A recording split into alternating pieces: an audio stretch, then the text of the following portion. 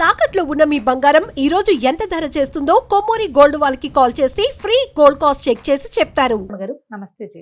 కొన్ని అనుమానాలు, సందేహాలు, కొన్ని ప్రశ్నలు మనకి చూసే ఆడియన్స్ దగ్గర నుంచి కూడా చాలా సందేహాలు ఉన్నాయి రమ్మగారు. ధర్మ సందేహాలు ఒక్కొక్కటి మీ ముందు పెడతాను.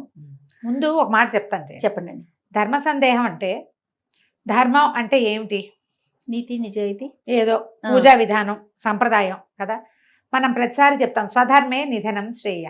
ఈ ధర్మము అంటే ఏమిటంటే ప్రధానమైంది మన తాలూకు మతం, మనం ఎలాంటి విధానాన్ని అవలంబిస్తున్నామో దాన్ని బట్టి, దానికి మన ఊర్లో ఉన్న విధానం, మన సమీప దేవాలయంలో ఉన్న విధానం, మన ఇంట్లో ఉన్న విధానం, పూజలకి ప్రధానమైంది ఇది. లేదా ఒక గురువు గారిని అనుసరించడం, ఒక పురోహితుడు, ఒక్క గురువు, పురోహితుడిని అనుసరించడం. ఆయన చెప్తాడు పాపం పుణ్యం తప్పు ఒప్పు అన్నీ వారివే, ఆయన చెప్పినట్టు చేసేసుకుంటే మీకు ఏ భయము ఉండదమ్మా. కొన్ని వందల సార్లు ఈ మాట చెప్పాం.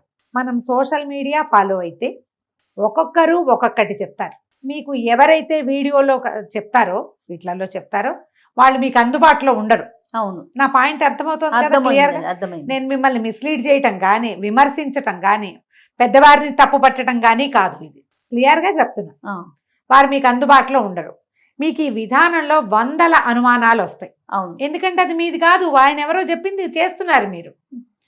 అప్పుడు మీరుకి ఎంత భయంగా ఉంటుందమ్మా కదా. అవును రాముగారు. అందుకని వాటికి వెళ్ళకండి. మీకు అందుబాటులో ఉండే వాళ్ళ చెప్పింది చేసుకోండి. తప్పకుండా. పూజల్లో ఎందుకంటే మీరు భయపడి జీవితాన్ని దుర్భరంగా చేసేసుకుంటున్నారు చాలా మంది. ఆ కాంప్లికేషన్ జోలికి వెళ్ళద్దు. ఇప్పుడు మన డౌట్లలోకి వద్దాం. కలశం పెట్టుకుంటాం కదండి, కలశానికి ప్రత్యేకించి ఏమన్నా పూజ చేయాలా, నివేదన పెట్టాలా, అసలు కలశాన్ని మనం ఎలా తయారు చేసుకోవాలి? దేవి భాగవతంలో కలశం గురించి ఒక వివరంగా చెప్తారు.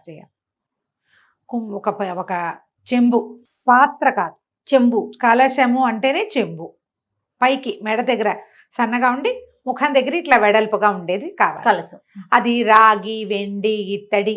మన ఇవి కుదరకపోతే మట్టి బహుశ్రేష్టం, అది కూడా పెట్టుకోవచ్చు. ఈ పెట్టుకున్న పాత్రని శుభ్రంగా ఉండాలి, అది బాగా చక్కగా తోమి పసుపు రాసి బొట్టు పెట్టి దాంట్లో జలం కానీ ధాన్యం కానీ నింపాలి. జలము లేదా ధాన్యము, నీరు, ధాన్యం. అక్షతలు వేయాలి. పసుపు కుంకుమ కూడా వేసుకోవచ్చు. దానిపైన పంచ పల్లవాలు అంటే అండి మర్రి, రావి, జువ్వి, మేడి, మామిడి 5 ఇవి పెట్టి దాని మీద ఒక నారికేళం, ఒక కొబ్బరికాయని పెట్టి దాన్ని అలంకరించి మనం ఏ స్వామినైతే పూజిస్తున్నామో, ఏ అమ్మనైతే పూజిస్తున్నామో ఆమెను అందులో ఆవాహన చేసుకోవాలి. ఓకే. అయితే ఇప్పుడు మర్రి, రావి, జువ్వి, మేడి ఇవన్నీ దొరకవు. మనకు సులువుగా దొరికేది ఏమిటి? మామిడి. తమలపాకులు పెడుతున్నారు చాలా మంది. తమలపాకులు చెప్పబడలేదు, మామిడి చెప్పబడ్డాయి. మామిడి సులువుగా దొరుకుతుంది. ఈ మామిడి ఆకులు పెట్టి దాని మీద కొబ్బరికాయ పెట్టుకుంటాం. దాన్ని అలంకరణార్థం వస్త్రం ఏదైనా చక్కగా మడత పెట్టి దాని మీదకి పెడతాం. దానికి ఒక బొట్టు పెట్టి అలంకారం చేసుకుని ఇందులో సుగంధ ద్రవ్యాలు వేయాలి ఈ కలశంలో అని చెప్పబడలేదు. సుగంధ ద్రవ్యాలు వేస్తారు, ఏలక్కాయలు, బెల్లము అవి ఇవి కదా వేసుకుంటున్నారు చాలా మంది. అది చెప్పబడలా. మీకు అవన్నీ ఆసక్తి ఉంటే మీ ఇష్టం, కానీ విధానం అయితే ఇది. ఈ కలశాన్ని పంచపల్లవాలతోటి కలశాన్ని ఏర్పరచడం అని చెప్తారు. ఈ కలశంలో ఉన్న జలం మన పూజ అయిపోయాక, ఇప్పుడు నేను పైదాకా నీరు పోసి దాని మీద కొబ్బరికాయ పెట్టామనుకో, ఆలోచించండి, ఈ తడి తగిలి కొబ్బరికాయ పాడవచ్చు కదా. అవును. నాని కొబ్బరికాయ ఏదైనా ఇబ్బంది అవుతుందేమో చూసుకోండి. బియ్యమో ధాన్యమో అయితే ఏమో ఇబ్బంది ఉండదు. ఒక రోజు అయితే మనం 3 రోజులైనా కొబ్బరికాయ నీరు పోసి పెట్టుకోవచ్చు. గంగాజలం పోయటం చాలా శ్రేష్టం. అంత గంగాజలం ఉండాలిగా మన దగ్గర. అదే కదా. అక్కడి నుంచి అయిపోయిన తర్వాత జలాన్ని ఇంట్లో మనం పవిత్రం చేసుకుని మన ఇంట్లో చల్లుకోవటం, మొక్కల్లో పోసుకోవచ్చు. బియ్యం గనక పోస్తే చక్కగా వండేసుకోవచ్చు, ఏమీ భయం లేదు. అది ప్రసాదంగా భావించద్దు, వండుకొని మనం తినచ్చు. అక్కడి నుంచి ఈ కొబ్బరికాయ ఏం చెయ్యాలి? మనం మండపారాధన చేసి ఎవరైనా పురోహితుడికో బ్రాహ్మణ దానానికో వాయన దానం లాగా ఇస్తే గనక కలశం మీద కొబ్బరికాయ కూడా వారికి ఇచ్చేయచ్చు. ఒకవేళ అలా ఇవ్వలేదు, మనమే ఉంచుకున్నాం, కొబ్బరికాయను కొట్టి ప్రసాదంగా భుజించవచ్చు. స్వీకరించవచ్చు. ఆ కొబ్బరికాయను అలాగే దాచాలి, పూజలోనే ఉంచుకోవాలి అనుకోకండి. కొబ్బరికాయలు అవి పూజలో ఉంచుకుంటే కొన్నాళ్ళకి పాడవచ్చు, ఎండిపోవచ్చు. ఆ డొలక ఏం చెయ్యాలి, ఆ డిప్ప ఏం చెయ్యాలి, డిప్ప కూడా ప్రసాదమే, అలా భావించద్దమ్మా. అన్ని కాంప్లికేషన్స్ చేసుకోకండి. పైన మనం జాకెట్ ముక్క రవిక పెడతాం కదా, దాన్ని ఏంటి రమ్మగారు? దాన్ని మనం పురోహితుడికి ఇస్తే రవిక పట్టి సరే, కూడా సరే. వారికి ఇచ్చేస్తాం, లేకపోతే మనం కుట్టించుకోవచ్చు. ఓకే. మనం కుట్టించుకోవచ్చు. కలశం పెట్టుకునేందుకు సింపుల్ విధానం ఇది. అక్కడి నుంచి కలశం పెట్టుకుంటామా, పెట్టుకున్నప్పుడు ఏం చేయాలి, మనకి మన సత్యనారాయణ వ్రతంలో చెప్పినట్టుగానే ఒక చిన్న ప్రతిమా విశేషం ఏదైనా, ఒక చిన్న ప్రతిమ కానీ అమ్మవారిదో దుర్గదో లక్ష్మిదో ఎవరుంటే మన దగ్గర చిన్న ప్రతిమ పెట్టుకుని ఆ ప్రతిమా స్వరూపానికి చేసుకోవాలి.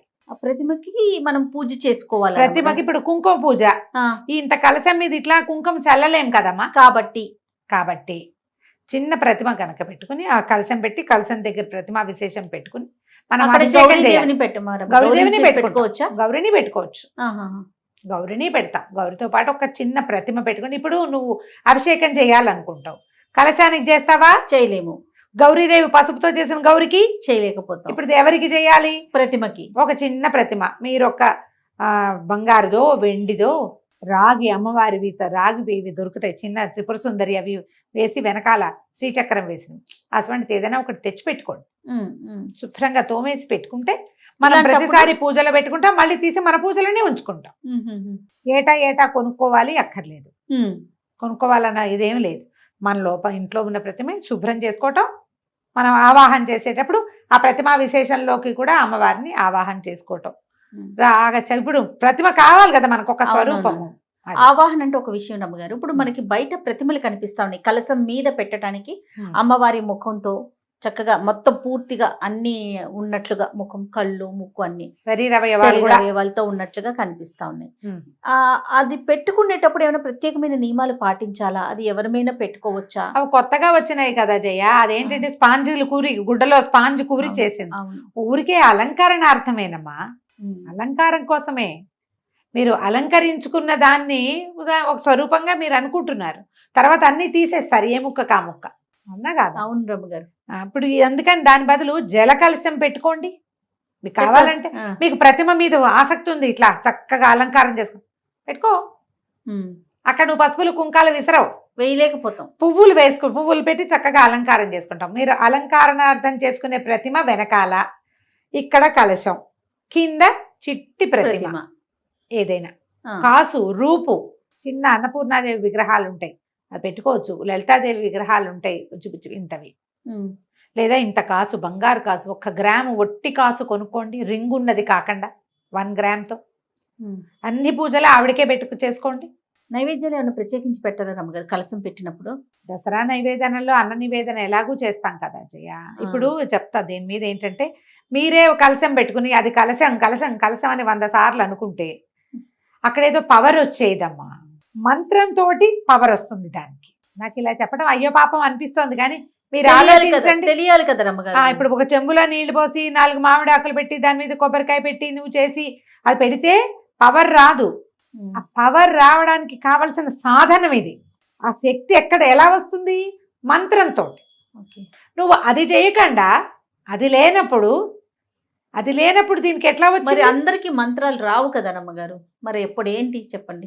అందుకని చక్కగా పుస్తకంలో ఉన్న పూజా విధానం ప్రకారం ఓ ప్రతిమ పెట్టుకోండి, ఇది పెట్టుకోండి అని చెప్తే అంత మటుకే చేయండి అమ్మా, ఎక్కువకి వెళ్ళొద్దు. 2 కావాలంటే కష్టం కదా. ఇప్పుడు నువ్వు అలా పెట్టి కావాలంటే పురోహితుడిని పెట్టి చేసుకోండి, ఆయన చేస్తాడు ప్రాణప్రతిష్ఠ మంత్రం. ఈ పూజే నువ్వు కావాలంటే చక్కగా పువ్వులతో అలంకారం చేసి చక్కగా యాదేవి సర్వభూతేషు మాతృరూపేణ సంస్థిత ఇది చదువుతుంటూ వేసుకుంటూ ఉండు. చదివిన దాని ఫలితం, వేసిన దాని ఫలితం తప్పకుండా వస్తుంది, అంతే కదా.